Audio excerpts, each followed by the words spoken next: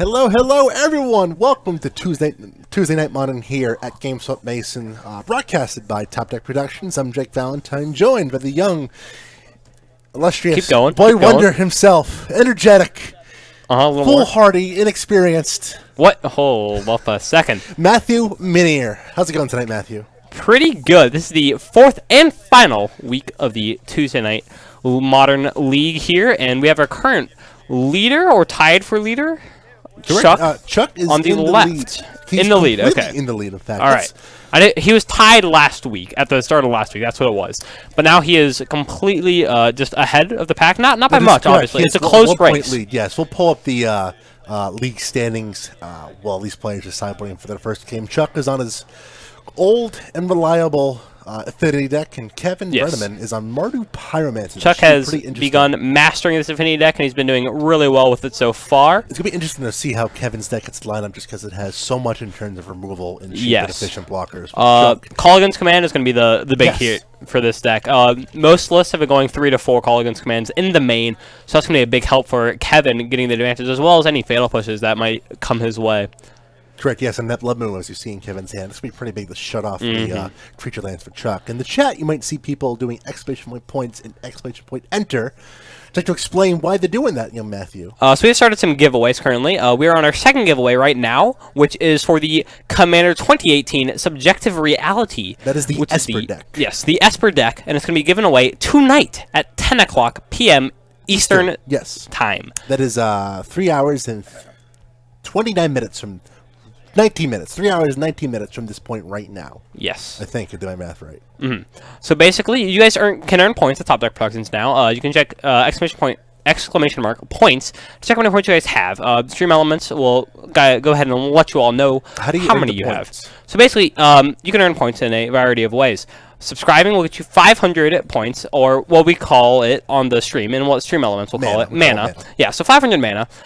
If you follow, you'll get 50 mana. If you're a subscriber, every 10 minutes you watch the stream, you get 10 mana. But if you're not a subscriber, you will still get 5 mana for every 10 minutes you watch. Also, for every 100 bits you donate, or cheer, you will get 100 mana. And if you donate, like, or cheer, like 150, I'm not sure if you get the 50. I don't know. Someone can try it. But let us know, and then we can always manually input it. Still a work in progress for how we're doing the giveaways. Yes, so we do want all of your guys' feedback on how it's going. Currently, we have I think we were at like 40 people entered in it, with a total of like 150-ish tickets. Very quickly, a Thoughtseize there from Kevin on his second turn, seeing a hand of 3 lands for Chuck on the Ravager. Very easy decision. Takes the Ravager, and that makes Chuck's hand so much worse. It really does. No real payoff. All he has right now from his first turn was an Ink Moth, Ornithopter, Double Springleaf Drum, and all he has in hand is a bunch of lands. And normally that's going to be good enough. With the Ink Moth Nexus, you only need 10 damage coming out of that. It's normally a 1-1. In fact, they're on its own. But with the Arcbound Ravager, you can normally make it a 10-10 pretty quickly. Even if it has turn 3 sometimes with this Affinity deck. And we're going to see Chuck getting in for 1 Infect here.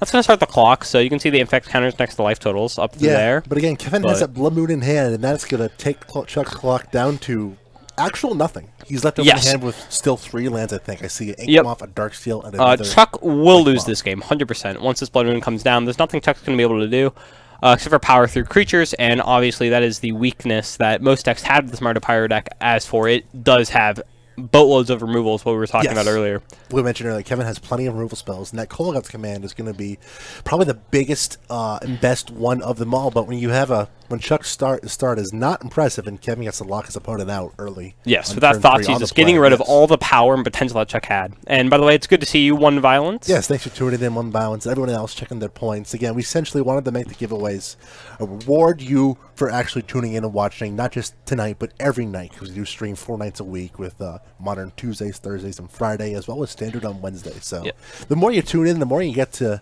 chance to win. Yes, of course, and we are also doing, currently we have 2 more giveaways lined up for the following 2 Tuesdays. The Jund, Lord Windgrace Commander deck, and the Blue-Red Saheeli Commander deck. And after that, we'll have to keep the ball rolling for some giveaways. Yeah, so again, we would like feedback and maybe suggestions on what we would do next, as we see this young Pyromancer coming down on Kevin's side. Kevin's showing a real sign of strength here by not just jamming as Blood Moon, just playing the Pyromancer. So he wants to put some power on the board first. I think he's recognizing, too, that Chuck's board state is anemic at best, and he has the advantage of knowing Chuck's hand from the Thoughtseize last turn. Only animating one Nexus here. We're holding priority, though, so...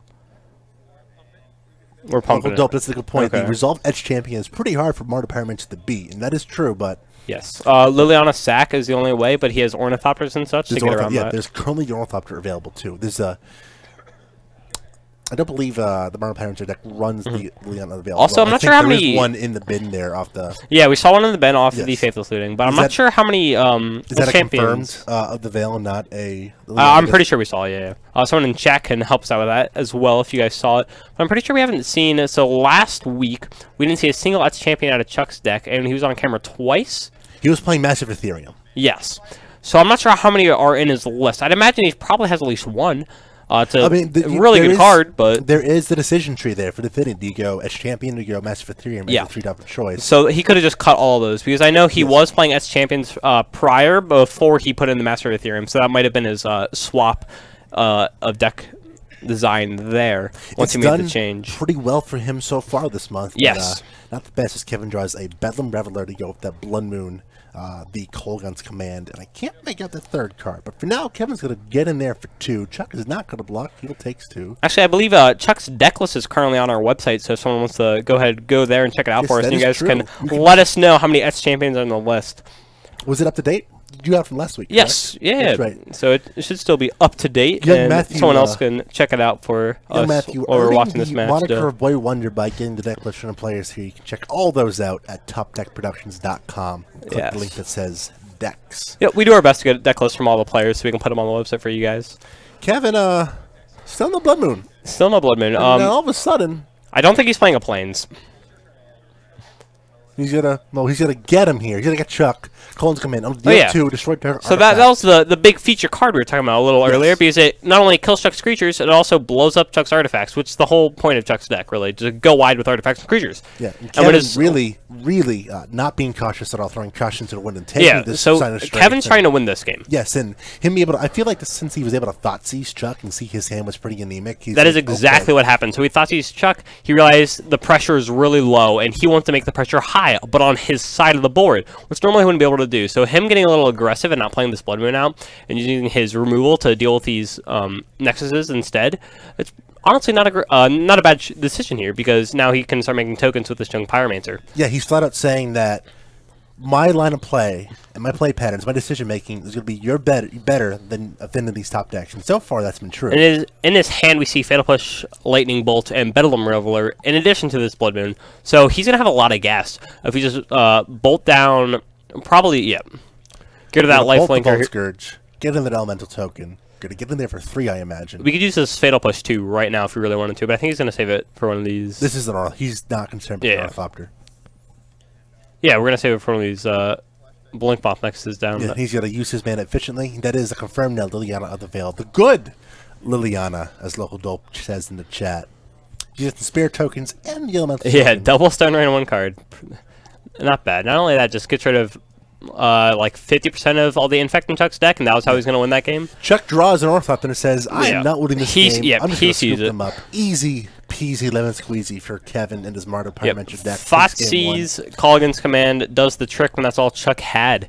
Really, he was just living off those Ink Moths as well as the Ravager. That was the game plan there. Yeah, game plan crumbled. Key for Chuck. He trusted the top of his deck, and it was not kind to him. With that being said, we alluded to it earlier. Let's pull up the standings so far from these players to see how people in the league are doing. And there's going to be an interesting wrinkle as we go through the top 10. Looking into the fourth and final. They're all it's a very tight pack. So we're going to see this real quick. You see Chuck currently in first place, 28 points. And then 10th place is at 18. Caminos, is currently tied for second with 27 points apiece. Tied for fourth, Austin Friendly and Jarrell Flowers with 25 points apiece. Austin's not here tonight. Yes.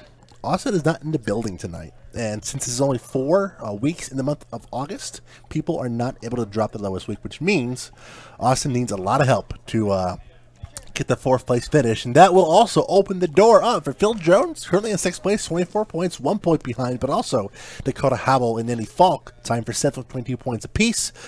James Wood and Patrick Aguilar also not in building tonight, but they are pretty out of contention. Yes. Patrick had a great start, so did James, and both of them had some bad luck after that first I think they both had like a 1-3 or something like that. Squeeze in there. Yeah, not both great players for the will record. get a chance to relax, take the week off, and regroup because we're running this back in September. Same rules apply. $200 worth of prizes for the top 4 to win. Again, 4 Tuesdays in September, which means all 4 weeks will be counted for, no weeks dropped. And you can check out details to enter by going to TopDeckProductions.com, either by being a minimum $5 patron at patreon.com/TopDeckProductions, or you can now pay directly on the website at TopDeckProductions.com. Let's scroll up. Let's show them where they can pay. Can we scroll up on this page? Yes, we can. Yes, we can. Perfect. Look at the link there that says click here for details on how to enter, and it'll show you, maybe, if it wants to cooperate, how to enter. But anyway, it'll take you to a page that says you can either be that patron, or you can just do direct payment on the website. Here it is loading for you. There you go. Just be a patron supporter, at least $5, or click that button that says enter the league, and that'll enter you in for the monthly Bundle League. We already had a couple people using that over the weekend to enter. Zach Creamer, we here on Friday Night Modern. He's in the league. Victor Kurz and Hunter Husko Fuka, they're in the league next month as well. So it should be a pretty exciting time for should be a heated pack to a lot of the best players in the new players local area. Coming back, whether just because summer's over, back to school, or new players getting into it just because they have new avenues of entry into the league. And also, for those of you that are local to the event and you want to enter the league, coming down to GameSwap Mason. We are in Mason, Ohio, the northern suburbs of Cincinnati, and if we get 30 people to enter the league, we're going to put up a box of Ravnica as well for first and second to battle over. Nice. With that being said, let's bring it back to the game and see how the players are getting ready for game number 2. I imagine Chuck's going to do everything he can to protect his cards and also wear tear out of the sideboard. So it'll be pretty key to take care of the Blood Moon that Chuck's a smart guy. He has to know Blood Moon is looming from Kevin's deck. Probably. It's also just nice that Kevin didn't expose that information. Yes. Early game 1. It's one of those. It's known, but you're like 90%. So like once it's 100%, then Chuck definitely is going to sideboard for it. But since it's not, Kevin might have the upper hand here again. I feel like it's 90% given that Kevin's running Blood Moon. I would agree, yeah. Official JT, if we have a Bent Spirits player in the room, we will do our best to get it on camera. So we see Chuck looking at, I believe we don't have one in the room right now. So you see a bit of Chuck's sideboard there. Looks like Karn's the Galvanic Blast are actually in the sideboard now, it looks like. He might have sided them out, but... we're being told that Chuck is fully aware of what Kevin is playing. So you gotta... No surprises there, so I imagine that Kevin knows too. There is possibly no Edge Champion from Chuck. We see a hand here. We see 2 lands, Vault Scourge, Master of Ethereum, at least 2 Cradle Plantings, and possibly a 3rd Ornithopter. Yeah, it's Ornithopter between the Plating and the Edge Champion. And the Master of Ethereum looks like. So, pretty decent hand for Chuck. A lot better than last time, that's for sure. Kevin looks at his hand. I think he's happy with it. All right, the best keeping. Here we go. See what we got. There's a Citadel. There's an Ornithopter. There's the Vault Scourge. Truck down to 18. That's a passing of the turn. Not a bad start for him. Kevin draws Liliana at the last hope. Let's see what he's got here. It's the Inquisition of Kozilek in Kevin's hand. It's like a Terminate as well. I see a Lightning Bolt, a Bedlam Meddler, 2 lands, and a Lily the Last Hope. And yes, there's Self Spirit hiding back there as well. We're going to see a Fetch Shock and a Bolt. Kevin wasting no interesting here. He's wasting no time. Phil is indeed playing a Bantless. Not really Spirits, though, but... Yeah, Phil Jones I think he has, like, Spellquellers in there, but... Death and Taxes. He's playing Spellquellers and Dragonlord Ojutai. It's an interesting one. And it's not doing too bad for him either. Springleaf Drum, the draw there from Chuck. We'll see how he wants to follow up this turn. This just might be... Land Drum makes some mana for a Plating, I imagine. Yep. We're going to send it back. Of course, Kevin has multiple removal spells in hand. This is just not the greatest of matchups for Chuck, and his draws have not been kind of... He really needed to, especially be on the play here game 2, he really needed to be super-duper explosive, and he was super-duper not. It had potential, double cranial plating, and he still does have potential there. I mean, he's just living on a prayer that Kevin doesn't have any removal, which is very unlikely. Some commentary from the chat. Official JT says that they think the best company deck, not named Humans, which ironically is in this current state does not run Collective Company. Yeah, it does not. It did the Pro Tour in some variants, but not currently. Is the Banned Spirits deck. It was interesting. That Blue-White Spirits won the Open this past weekend in Baltimore. Yes, without the green, correct? Yes. No company there. No company there. He gets to swing with a Big Idiot here. It is currently a 1, 2, 3, 4. It is a 5/2 Ornithopter. Yeah, so basically the thing here... That's pretty impressive in theory. Yeah, so I mean, Chuck's not in a horrible spot. He just needs to keep drawing more and more creatures. Yes. Eventually he needs to overpopulate his board. That way Kevin doesn't have the resources to... get rid of all of them, right? But so we see a Terminate here. That's not even the ideal removal spell for this Ornithopter.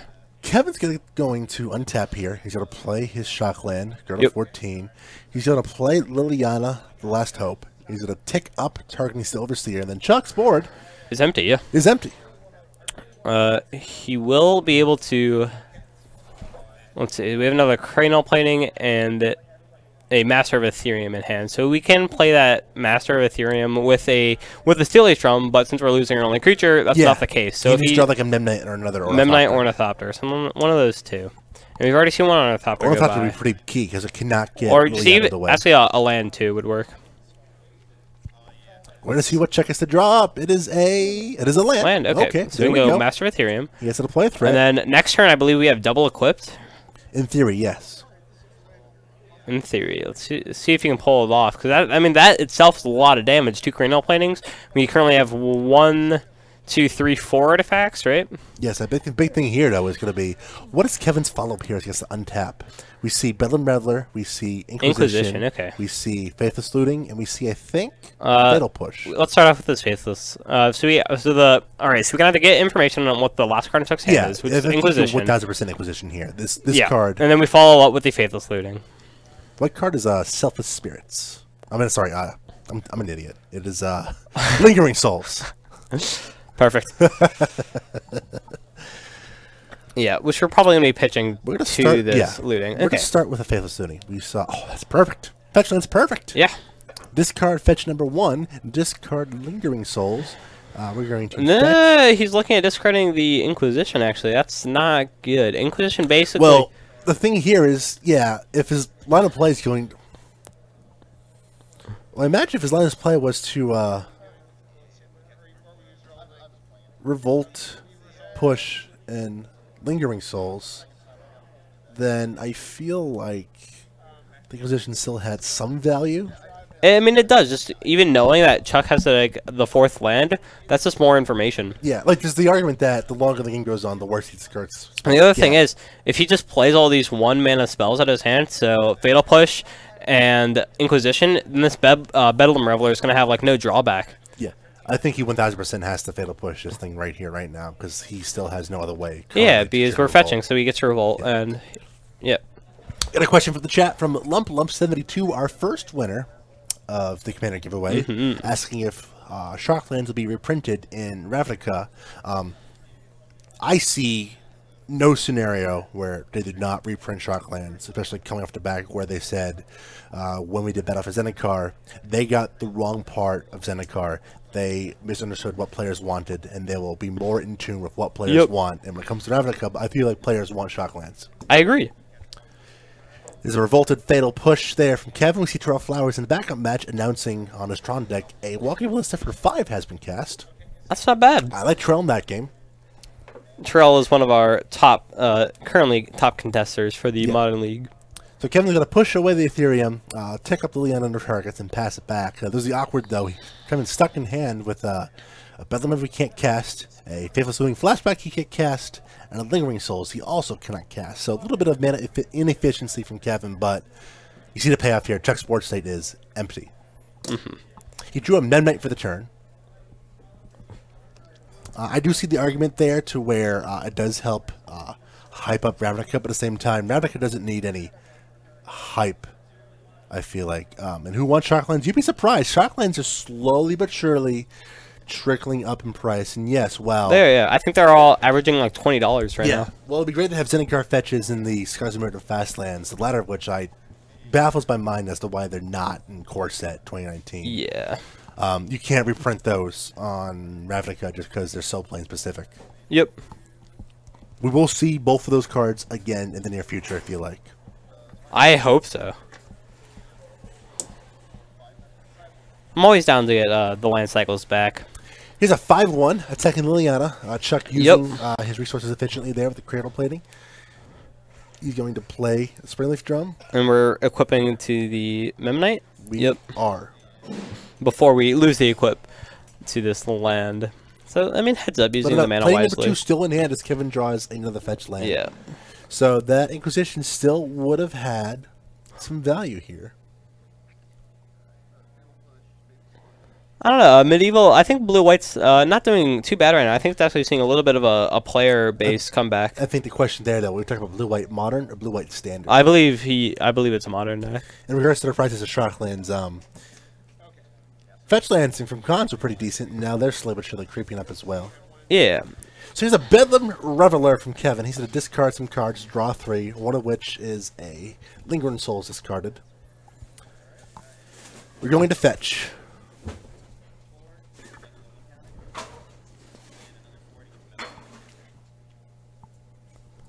We're going to grab, let's see what we grab here. We got a Shock? Nope, just a basic Swamp. Which he did need if he still has the Blood Moons in. Yeah, You're going to need that black mana. He's got his basic online for Blood Moon. Not in hand, of course, right now. Also, he does have a Revolt, which it doesn't really matter right now. Yeah, but it's completely pointless right now for Revolt. I think we're just going to see a casted young Pyromancer.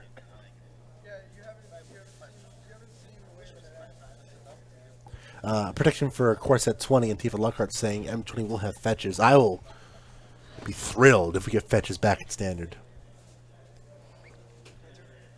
Again, like I'm always down for fetch lands, shock lands, literally any kind of land to make Standard mana bases more exciting. There's a flashback Lingering Souls, so one Bedlam Reveler, 2 Spirits in play. That's a decent amount of power. That's a potential 3-turn clock. It depends on how many prowess we get.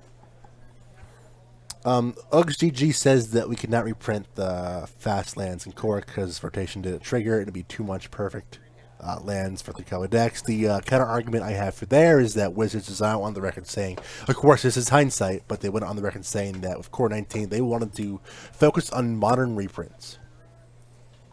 Which is why we saw a card like Crucible on a card like Scapeshift.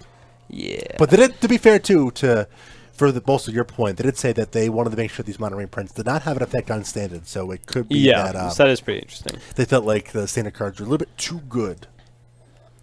An interesting thing with that is, too, like all creatures we're seeing now in Standard, they just traded Memnite for a Spirit here. Not great for Chuck. That's a pretty good... yeah. Pretty good exchange here for Kevin. Yeah. So basically, what we've been seeing a lot in Standard now is creatures, like, having abilities. Like, if you think, like... significantly back, like in the beginning of Magic, right? Like a bland creature was average, and if it had flying, it was above average. Like it would just be considered a legendary creature, right?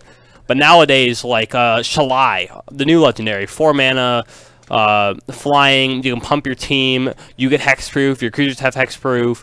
It has all these other abilities thrown onto them now. So creatures are getting really, really strong. You know, they're just getting all these extra lines of text. I don't know what you're talking about.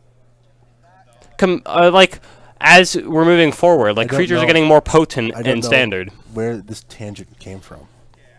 What do you mean? I really Explain. I don't know where you started this tangent from. What do you mean? I don't know where this discussion about creatures came from. I think someone in chat brought it up. Possibly. I know we have someone saying in chat, creatures are now bonkers compared to what they used to be. That is true. There has to be a delicate balance, as Kevin plays a bonkers creature, and it's outright young Pyromancer. Yep. There has to be a delicate balance between the threats and the answers, and yes, it is I think Crowworm was. Yeah, I mean, like, Magic is going in a... I think it's in a good direction, yeah. Also, for those, there was someone who said they want their Affinity creatures. Well... there are no cards in Affinity that have Affinity on it. Yep, I wish. Affinity is so much fun. But yeah, Jim Gonzalez wrote an article today for Cool Stuff Inc. that states how expensive some of the modern cards have gotten. Like, I did not realize Mox Opal was $100. Yeah. I think some on eBay are even like getting like 150 or something ridiculous. Cards like Opal, cards like Ravager need reprints. It'll be really nice to see some of these cards get put into standard if they're not going to impact standard. And as for blue-white control, I think if you are playing that deck in either standard or modern, you need to fairy in it possibly. JJB Noy, the giveaway is at 10 o'clock Eastern, so in 2 hours and 55 minutes from right now. And Evil, if you're talking about control in standard, I'd do Esper just to get Restless Contempt. In modern, I would do Jeskai. If you have to play control in modern, just do Jeskai to get the extra reach of burn. Alrighty. Chuck's draw. Looks like he has a Garapor Aether Grid to go with that second Creator Planning still in his hand. But Kevin's board state is getting pretty impressive. He has a Bedlam Reveler, he has a Young Pyromancer, and now a Spirit and a Month Token to go with it. He's showing Kevin what this Aether Grid can do. I imagine he should have just, zip, goodbye, Young Pyromancer. Chuck still with that Creator Planning in hand. And Kevin on time draws a replacement Young Pyromancer, but Kevin's going to get in some damage still here. He has 3, 4, 5 power on the board, and sure, Chuck can play that that Cradle Plating and shoot down 2 creatures, but he's still taking some chip shots he currently has no answer for. We're going to start with a flashback Faithless Looting. Interesting he's doing this without the Young Pyromancer in play first. If we're talking about standard control, I think you do not play control. You play blue-black or Grixis. Yeah. I love Boa, so I'm playing Grixis, but blue-black is far and away, in my opinion, the best deck in the format. Bar none. Alright, we see Pyromancer call against command, left in Kevin's hand. Yeah, Grixis and blue-black are the 2 decks you're going to be wanting to play, not blue-white. It's pretty expired. 3, 4, 5. Chuck down to 6. 6 down to 6. Of course, that prowess for the Bedlam Reveler, can't forget that card has prowess as well. Yeah. A lot of text in that card. Yeah, that's why the clock actually changed for him. Looks like it's a Memnite. Yeah, if you're playing Esper, make sure sooner rather than later you want to get the Restless Contempt. Blue-white could be viable, and if you're playing it, it's going to be awkward for you with rotation coming up, because I feel like the best build of blue-white control with standard runs Torrential Gearhulk, and of course that card is rotating soon. Yep. But I would highly recommend holding on to cards like the Fairy, card like Settle Wreckage as well, just because at some point in the winter we're getting the Azorius Guild in Ravnica, and that'll be a huge boon. That was Omnite. That was a Artbound Ravager, the play there from Chuck. Much better than Memnite. You see how where that Terrell Flowers just won his first round, 2-0. It's a good start for Terrell here. Yes. He is hoping to top 4 and win some cash. Alright, so Chuck's going to need the block here. I don't think he can kill his opponent. He can get a big Ravager, though. He can if he so chooses. It will die to this. Shoot at least one thing down. We're equipping. We're equipping. This is a really big Artbound Ravager. Yeah. Can't attack, though. We just played it. And we're passing. When do spoilers come out for the spoilers will start this very weekend at PAX West. I think the panel for Wizards of the Coast is on Saturday. Well, that's good. I always like me some spoilers. Here is a Colligan's Command. Yep. Kevin. I think we have... I'm pretty sure this seals the deal. Shoot a Ravager and destroy Cranial Plating. I mean, if Chuck so really wants to, he can... That's interesting. Yeah, actually, that's pretty much it. Billy Caminos, we have a report. He won his match as well.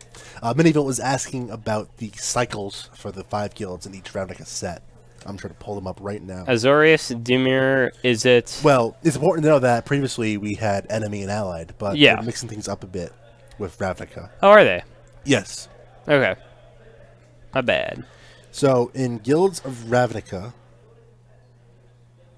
real quick, we should have probably destroyed this Arcbound Ravager. That way we have guaranteed lethal. He's doing 2 damage and destroy Cranial Plating, which I like, just because, like... We'll check and keep the...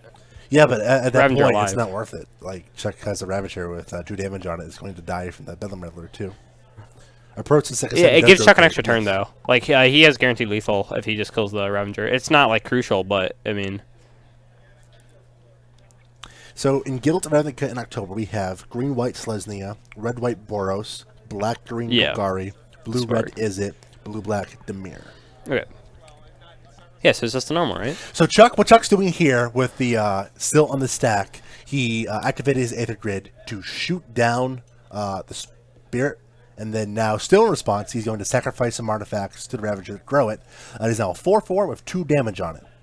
And then now, since it's Kevin's turn, it's now a 4/4 with 0 damage on it, as Kevin draws an Inquisition that calls like. So if he just destroyed the artifact, being Archbound Ravager, and then just did the 2 to Chuck, or got back a young Pyromancer or something out of the graveyard, or made Chuck discard the last card in his hand, I actually would have gone with the make Chuck discard and then destroy the Ravager, because then there's guaranteed no blockers and you have lethal with the creatures you have on board.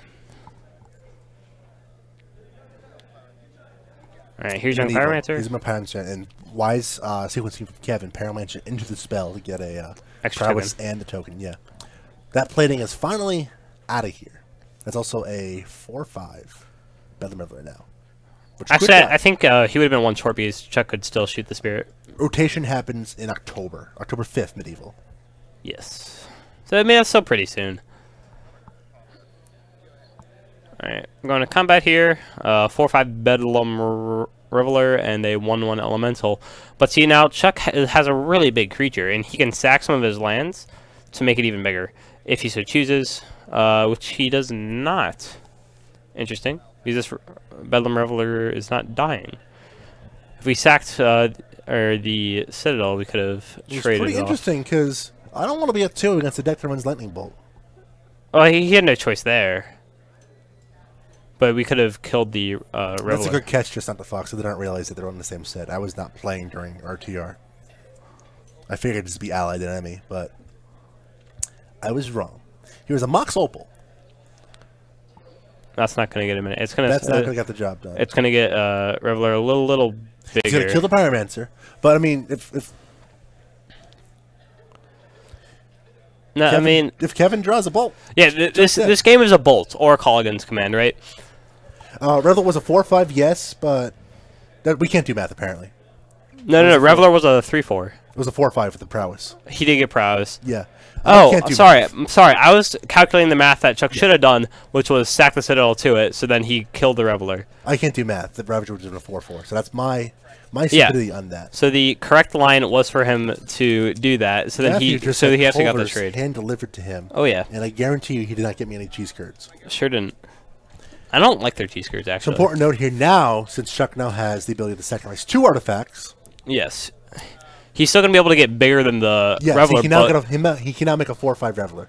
We just should have done it before. Yeah. He didn't have the ability to get the Ravager up to a 5/5. So, 1 violence. Chuck's only dead when Kevin draws the burn spell. Yes. We've already gone through 1 call against command, maybe 2. I'm not sure how many bolts. Yeah, D-Spark, you're right. I was wrong on that one. I can't do math. Yeah. Reveler was already a 4/4, so he sacked the Citadel. It would have been a 5/5. Yeah. So that's what should have happened. Ravager was a 3/3. He can only make it a 4/4 because he only had access to 1 artifact that turn when he attacked with the 4/5 Reveler. There he had.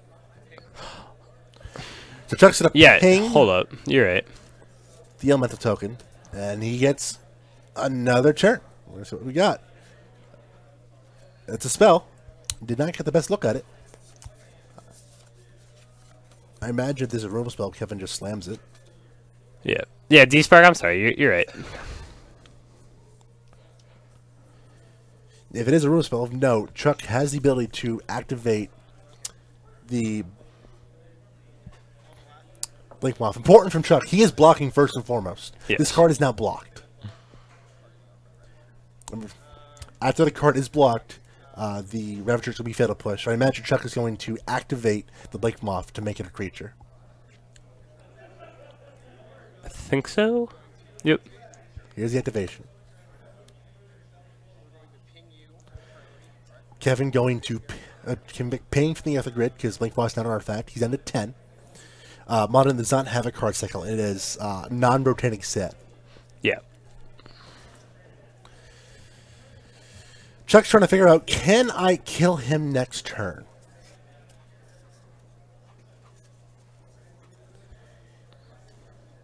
The answer to that question is no. Yeah, it's not. But I imagine he's going to make... I mean, he can live. He can live, yes. So, like, that's what he's trying to do best here. Give it 4 counters. It'll be a 5/5. Cradle Planning would not kill it. Yeah. So, basically, what Chuck's trying to do is make this... Oh, he's... How in is he going? Oh, man. He just go... Like, I don't know. So, like, this allows him to play Master of Ethereum. So, I think that's... He can now play his entire deck. So, that's perfect. He has no cards in hand. That's where he wants to be. Here is the draw for the turn. He could still play it, although he wouldn't be able to activate... It was a Darksteel Citadel as well. Okay, yeah, so he just play that. He still needs literally something, because he can't attack. He'll just die in the swing back. Yeah, we're just blocking, and then slowly we'll ping Kevin down eventually. Yes. Young Pyro the draw so basically Modern is 8th edition and on. Aside from the cards that are banned, of course. Yeah, so there's going to be some banned cards, and then anything that's been reprinted is obviously legal once it's banned. So there are some cards from, like, earlier sets as well, but... This has been a pretty interesting match. Chuck is hanging on by a thread. Oh, yeah, so no Commander, no Masters, or anything like that. Just strictly standard legal sets coming out. Interesting that Kevin did not play the Pyromancer. Instead, took the 1 for the ping. He's down to 9. Chuck is adding some mana. Yes, the Pyromancer will die immediately to the pings, and there's a Ravager. So that's how Chuck's getting back in this. He now has a blocker for the Reveler, and more counters for his Nexus, and he just needs to get up to a 9/9. I still don't think you attack, though. No, he's 1 damage off right now. Not only that, but that spell, Kevin's Hand's a removal spell, he just dies. Chuck, in theory, can slowly but surely ping his opponent to death, and that's the cautious, safest play. But the other thing is, in theory, Kevin will just draw a Lightning Bolt at some point. That is true. So I think Chuck wants to end this as soon as possible. So I think, are you willing to risk it? He has 1 card in hand. Normally, when you see that when they have a million lands out, that means it's either going to be an instant speed card, or they're sacking a land. Mm-hmm.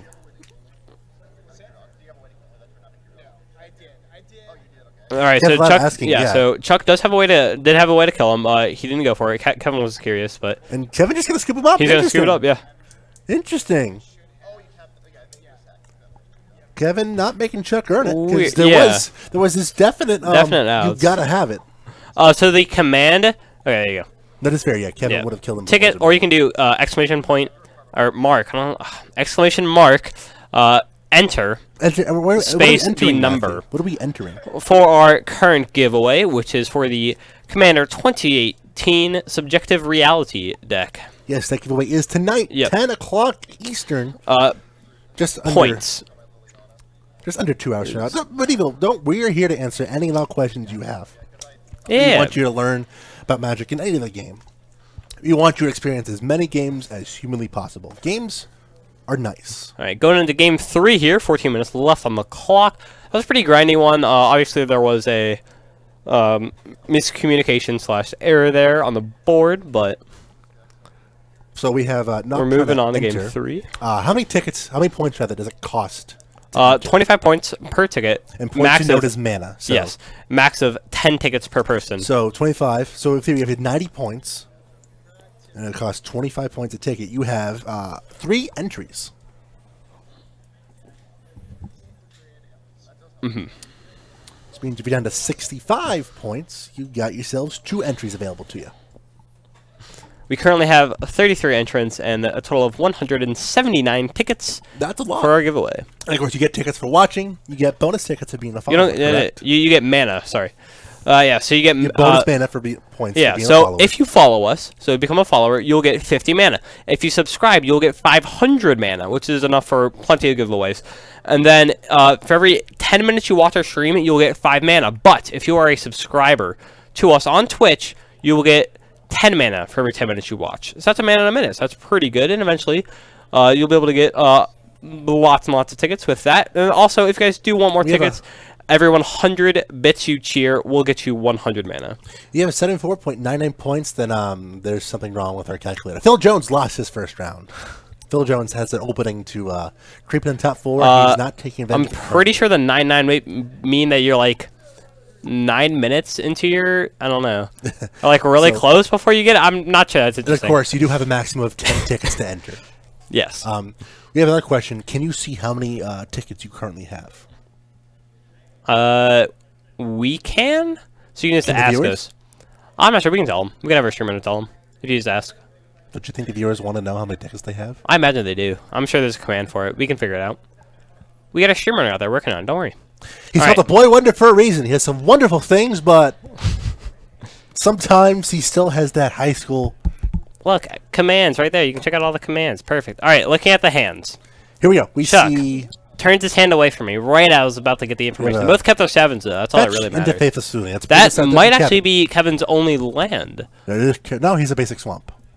I imagine he's going to discard these 2 copies of Lingering Souls. Yeah, that's we got generally the way to do it. Perfect there from Kevin. Draw that from Chuck. Let's see what he's got. He has a... Looks like he has some decent cards in hand. He's going to start with a Blink Moth, not this... Thought he had a... Yeah, he has the ability to have an active Mox Opal, and he's not that's a choosing little to. Interesting. I think he might just be realizing this as he's shuffling that Citadel back to the top, realizing how many artifacts he has. So play a Springleaf Drum, play a Mox Opal. Because if we did start a Citadel, we could play this Vault Scourge too. Yeah. Vault Scourge, yeah. And then we could tap it to make 1 more mana to do nothing with, because I think the only card we had after that was Greater Cincinnati. From Chuck as Kevin plays the turn to young Pyro. Second Mox Opal, not great. It'd be great with a Ravager, which he has in hand. Yep. All right, that's fine. So I imagine makes the mana and a counter. Pretty Chuck good. can still be super explosive here. Let's see how explosive he wants to be. No Ink Moth Nexus, but let's see. He can still get a lot of damage out. There's a Ravager.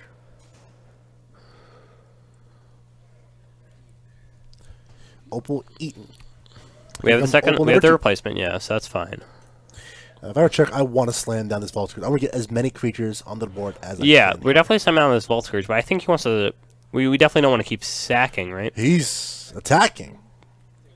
Okay. Just the 1, though. Yep. Makes an artifact. I really hope we're not sacking this, though. I think we want to... A couple questions. Aside from draft, what's the easiest and or cheapest way to build a collection? There is no cheap way to build a collection other than try to figure out when cards are at the cheapest, and that's when you buy them. Yeah, Magic is an investment, as are quite a lot of hobbies or collection. Yes. Or as a collector, honestly, you'll have to. The best way to get cards is to play at your event. And if you do well, really invest in the store credit you earn, or the prizes you earn. Yeah, so normally you're going to end store credit at events, or your LGS will award you store credit for how you do on performance. Eventually you'll get better. Just even watching the stream, I'm sure you're learning a lot about Modern right now.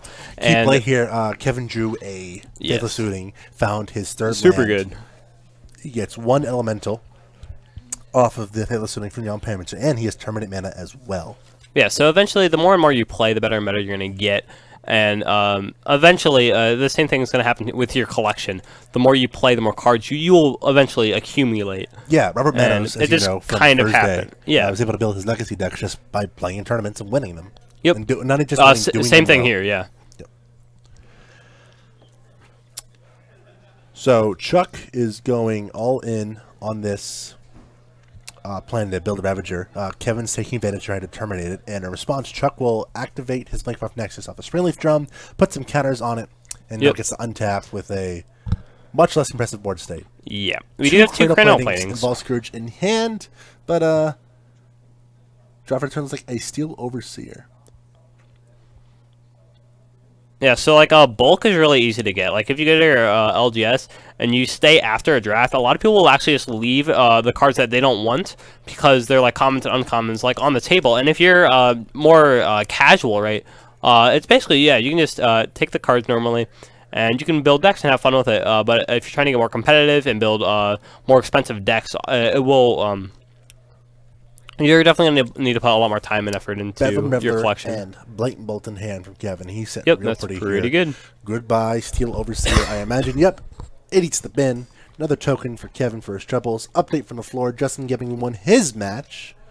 So if Chuck loses, we're going to have a mix-up at the top. Yeah. And yes, we'll get Justin on camera. We had a request for control earlier as well. Flowers all won. Phil Jones has lost his match, and Chuck is in Game 3 of his match as well. And yes, as Atifa Lockhart mentioned, Standard's in a position to where you don't necessarily need tiered decks to prize well.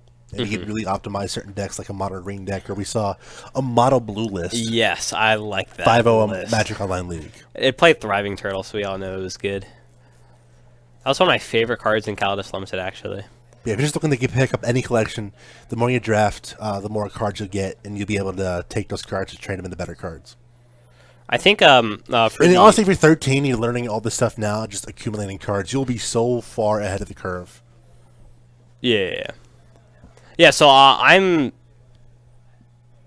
You're what, 15, and you have a Legacy deck? 16. I'm 16. I'm 16. And you have a Legacy deck. Here's That's right. Bolt Scourge, Cradle Planning, Attack.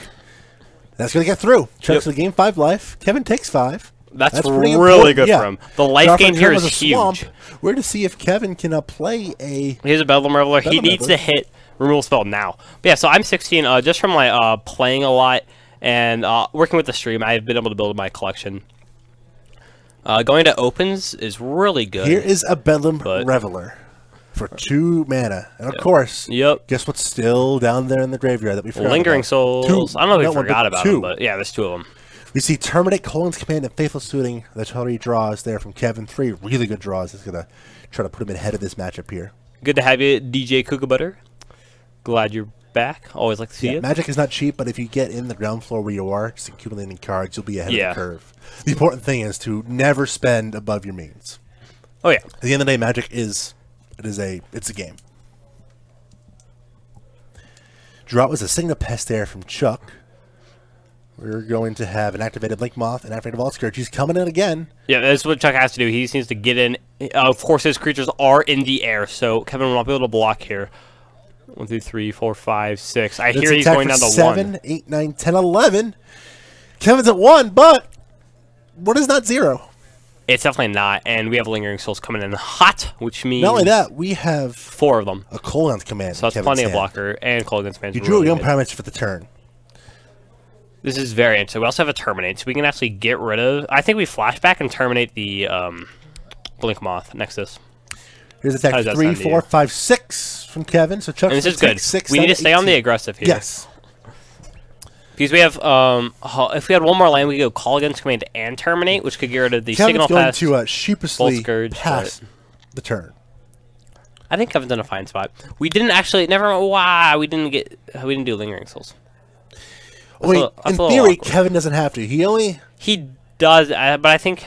Oh, I think you're right. Yeah, because he can flashback both Lingering Souls, or flashback Lingering Souls, have 2 blockers, and have terminated up. Yeah. Kevin wants to write his... So the ideal plan there, from what I think was just definitely the best option, was flashback Lingering Souls. You have Sacred Foundry, Swamp, left, and you use that to terminate the Blink Moth, and then you block the Volt Scourge and the Signal Pest, so they both attack. It basically just forces no Signal Pest attack.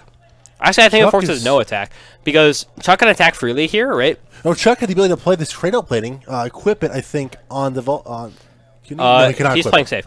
Because he knows there's a removal, or else Kevin would be dead. He didn't make blockers, right? Here is a Colin's Command. We see 2 damage of Vault Scourge. Goodbye, Cranial Plating. Yeah, Commander is one of the best social Magic things, especially if you get a really nice group of friends, and then it's like a casual thing. That's one of the best casual formats that you could play. Kevin takes 0 because Signal Pest is not doing any damage. Yeah. I imagine if you check, we get another token here as well.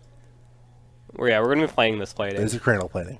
Now our Ornithopter, so I thought Chuck had Scourge and Blink Moth are all going to be ready to kill. Affinity mana to play and equip Cradle Plating, but he was 1 short, and that might be that 1 point of difference. Here is a Faithless Looting, another token for Kevin. He's going to draw 1, draw 2. It's a land and a Young Pyromancer. I think he's just going to pitch those. Yeah, we don't need it. The land's actually not terrible, but... So if you go land here, we can actually go Pyromancer Terminate. It was a Blackleaf Cliff, so it was a tap land at this point. Okay, never mind. Here's an attack for 1, 2, 3, 4, 5, 6, 7, 8, I believe. That's going to start at 2-turn clock. It looks like 7 is what they have, actually. Missing a Prowess Trigger, possibly. He just passes it back to Chuck. So Prowess. So the thing about Prowess, it's not actually a trigger. It is a save-based effect. It just happens. There's a Welding draw. That is a huge draw from Chuck, and of course, yeah, it means things can't die. That's really good. No, of course, giving something regeneration will take it out of combat, and But it doesn't matter. Kevin cannot beat it.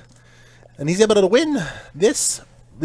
Chuck is able to win this match. 2-1. Very important. A lot of things went wrong there. Yeah, a lot of things went wrong for Kevin. It was looking really good, and Chuck was able to use his knowledge. Also, like the early concede of Game 2, and then the combat math in Game 2. And then Chuck was pretty favored in the board state, but surprised Kevin just didn't draw. He didn't. So the giveaway right now is the Commander 2018 Subjective Reality deck.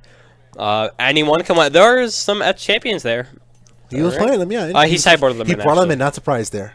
Yep. With Massive Ethereum, not surprised that Chuck's not playing his champion main board, but he's clearly having this matchup on his mind by having him in the post board. So we're going to take a quick little break. What we're going to do tonight throughout the entire evening is we're going to keep you up to date with live standings throughout the evening so you know how these players are doing. Again, to go over, Chuck Bredenfoerder is in first place. He won.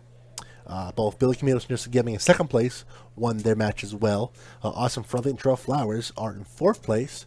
Terrell is here. He won. Austin is not here. So he needs a lot of help to... Actually, he mathematically cannot... Yeah, I don't think he can. Yeah. It was a really good month for Austin. He had a really rough go recently on FNMs, playing bad matchups. He's on ad nauseum, had a lot of bad matchups, in fact, in KCI and the sort. And also Phil Jones, who has a chance to sneak in. It's top four. He lost his first match as well. So we'll keep you up to date as to how people are doing. And we'll catch you very soon, actually. Dakota Howell are still live. They need to, since we run the table, get some help. But yeah, we will keep you up to date as much as we can. We're going to take a quick little break. Time has been called for the non-feature matches. I'd like to thank each and every one of the 93 viewers watching here for the first of 4 rounds of Modern action, part of our Tuesday Night Modern at GameSwap Mason, broadcast by Top Tier Productions. So don't go anywhere. We'll be back shortly with round 2 of Modern. We'll see you then.